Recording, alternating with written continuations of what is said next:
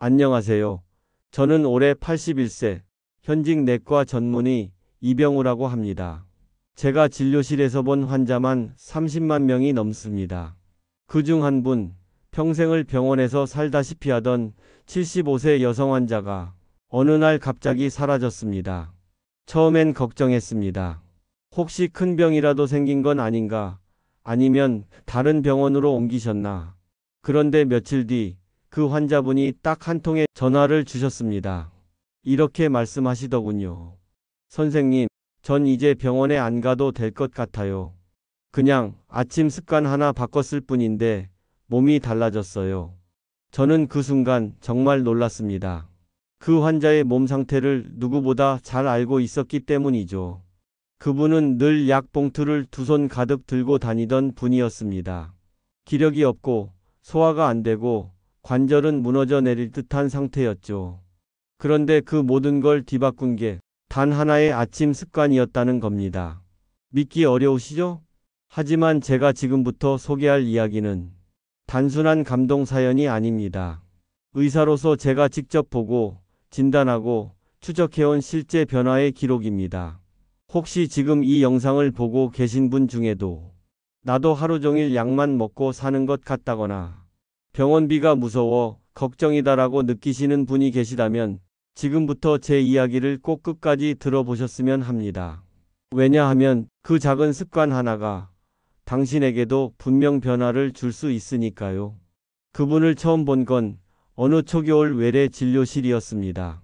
75세 여성, 이름은 김순자 씨. 두 손엔 약 봉투가 가득했고 표정엔 익숙한 피로가 묻어 있었습니다. 문진표를 살펴보니 고혈압, 위장질환, 경미한 관절염, 불면증, 그리고 한 달에 두세 번 정도의 어지럼증이 반복되고 있었죠. 그녀는 이렇게 말했습니다. 선생님, 병원만 오면 마음이 놓여요. 집에 있으면 괜히 더 아픈 것 같고요. 사실 이런 분들을 저는 정말 많이 봅니다. 몸이 아프다기보다 몸에 대한 불안 때문에 진료를 받아야만 마음이 진정되는 분들입니다. 김순자 씨는 늘 일주일 단위로 병원을 찾았고 가끔은 한의원과 보건소까지 다녀오곤 했습니다. 진찰 결과는 늘 비슷했습니다. 심각한 병은 없습니다. 일상적인 노화에 따른 증상입니다. 그 말이 위로가 되기보단 오히려 그녀를 더 불안하게 만든다는 걸 저는 알고 있었습니다. 문제는 그녀가 스스로 말했던 한마디였습니다. 제가 뭘 잘못해서 이렇게 자꾸 아픈 걸까요? 그 말은 저에게 오래 남았습니다. 왜냐하면 그건 질병의 문제가 아니라 삶의 습관에서 오는 일상적 고장이라는 뜻이기도 했기 때문입니다. 그녀는 하루 종일 TV를 켜두고 세 끼 중 두 끼는 제대로 챙기지 못하며 밤엔 자주 깨고 아침엔 침대에 누운 채 리모컨부터 찾았습니다. 그 삶을 들여다보며 저는 느꼈습니다. 이분을 괴롭히는 건 병이 아니라 움직이지 않는 삶이구나. 몸도 마음도 생활도 멈춘 상태였던 겁니다. 진료를 마칠 무렵 저는 김순자 씨에게 하던 말만 반복하는 게 무의미하다는 걸 느꼈습니다. 진통제, 소화제, 수면 유도제. 그건 해결책이 아니라 임시 방편이었죠. 그래서 저는 아주 조심스럽게 한 가지를 말씀드렸습니다. 아침에 눈 뜨시면 딱 10분만 몸을 조금 움직여 보세요. 창문을 열고 따뜻한 물 한 잔을 마시는 걸로 시작해 보세요. 그녀는 잠시 제 얼굴을 바라보다가 이렇게 말했습니다. 그걸로 나아지면 제가 여기 왜 왔겠어요? 그 반응 충분히 예상했습니다. 왜냐하면 병원에 의존하는 분들은 대부분 몸보다 의사에게 위안을 받고 싶어 하는 분들이거든요. 하지만 저는 그날은 조금 더 밀어붙였습니다. 약도 드시되 몸이 스스로 회복할 수 있도록 도와줘야 합니다. 그 10분이 그 시작입니다. 그녀는 망설이며 알겠다고 했고 솔직히 말해 저는 그 약속이 지켜질 거라고 기대하지 않았습니다. 많은 분들이 진료실을 나가면서 해볼게요 라고 말하고 다시 같은 자리로 돌아오기 때문이죠. 하지만 예상은 빗나갔습니다. 그 다음 진료일에 나타난 김순자 씨는 조금 달라진 표정이었습니다. 선생님, 물 한 잔이 이리 좋은 줄 몰랐어요. 마시고 나니까 속이 편하더라고요. 그리고 몸 좀 푼다고 팔 올려봤는데 기분이 이상하게 개운했어요. 그녀는 말을 아끼며 웃었습니다. 아마도 자신도 믿기지 않았던 걸 겁니다. 그날 이후로 김순자 씨는 자신을 치료하는 시간을 하루에 10분씩 갖기 시작했습니다. 저는 그 모습을 보며 확신했습니다. 그 어떤 약보다 강한 건 자기 몸을 스스로 관리해 보려는 작은 의지라는 것을요. 김순자 씨의 변화는 아주 천천히 그러나 뚜렷하게 시작됐습니다. 진료실 문을 열고 들어오는 그녀의 발걸음이 처음엔 조금 가벼워졌고 그 다음엔 얼굴에 생기가 돌았습니다. 의사인 저는 단번에 알 수 있었습니다. 이분, 삶의 리듬이 바뀌고 있구나. 제가 제일 먼저 눈치챈 건 몸의 변화였습니다.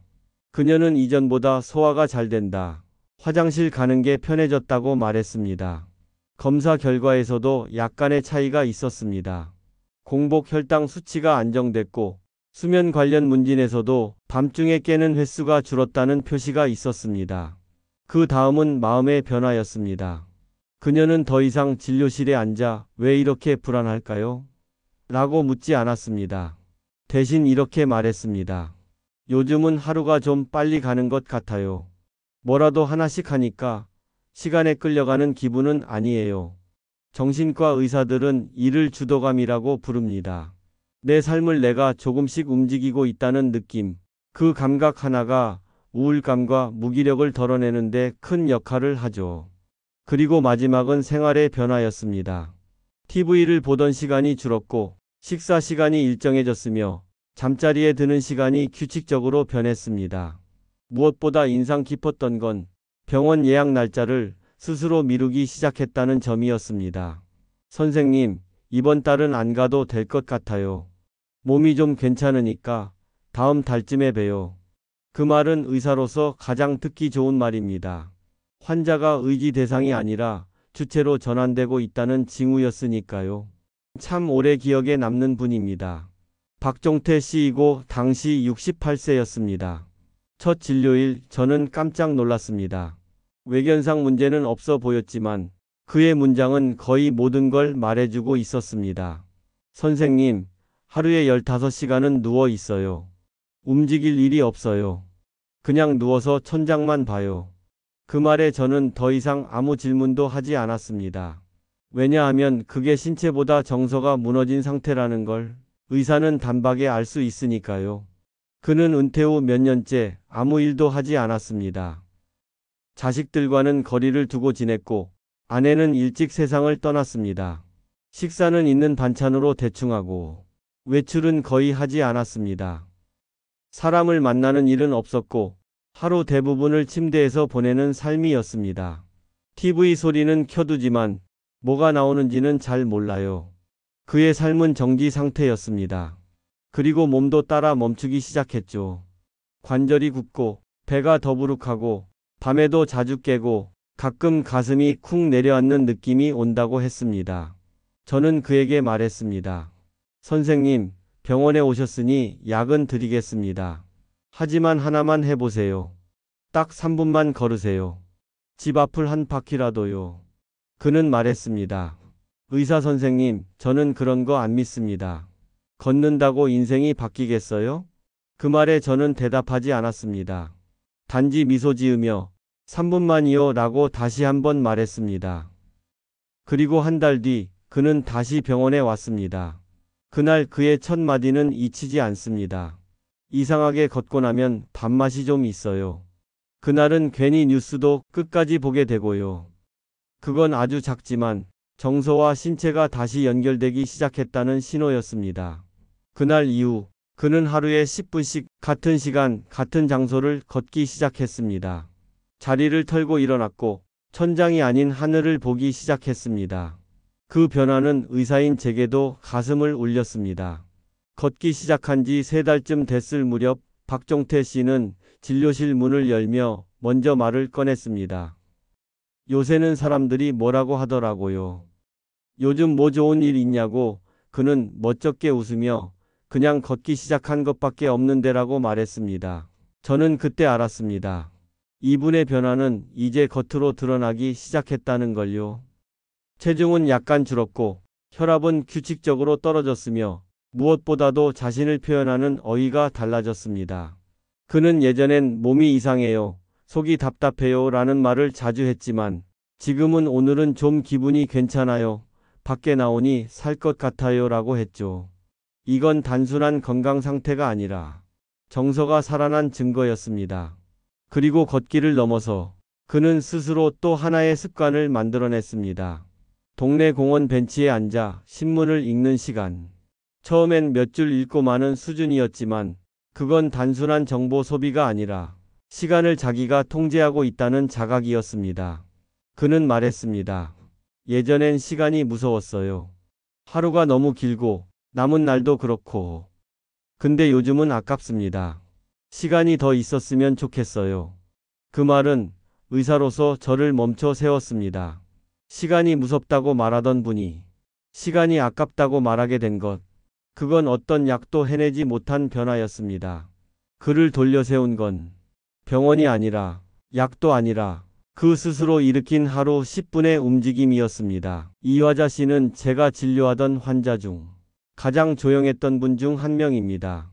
73세, 시골 마을에서 혼자 지내고 계셨고 한 달에 한두 번씩 꾸준히 외래 진료를 받으셨죠.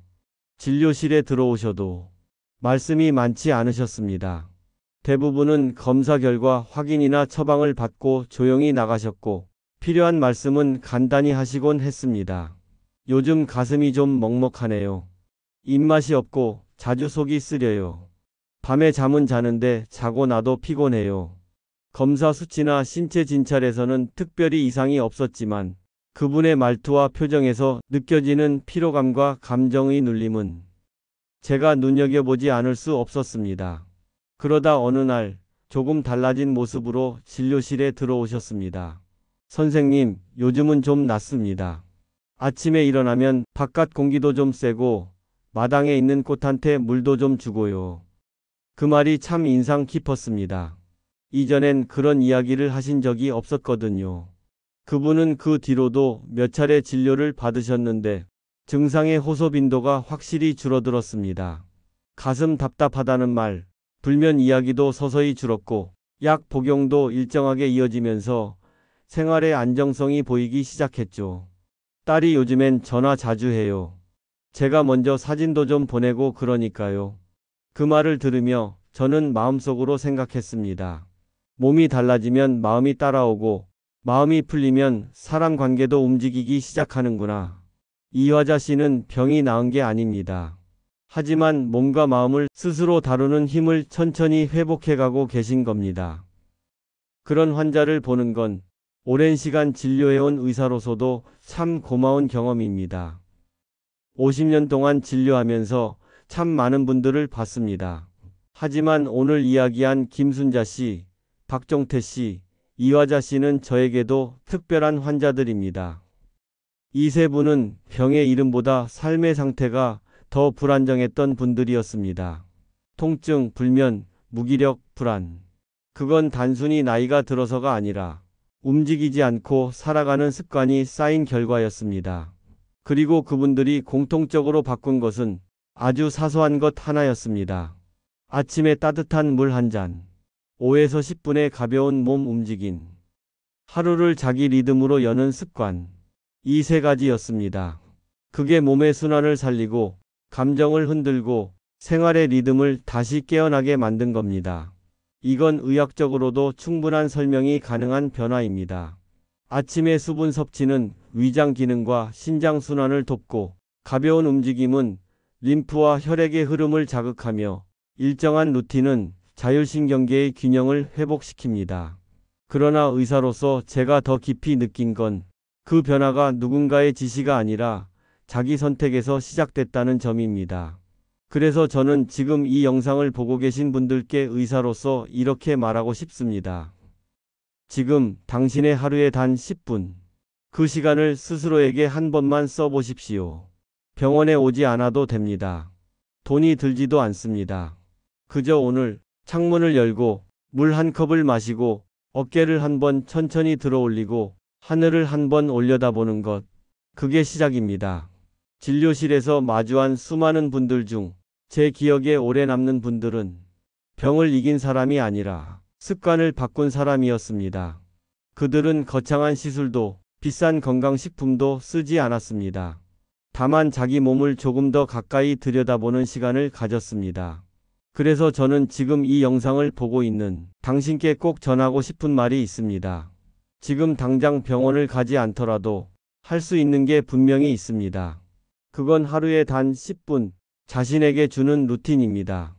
제가 50년간 진료하며 효과를 직접 목격하고 지금도 권하는 3가지 습관을 정리해 드립니다.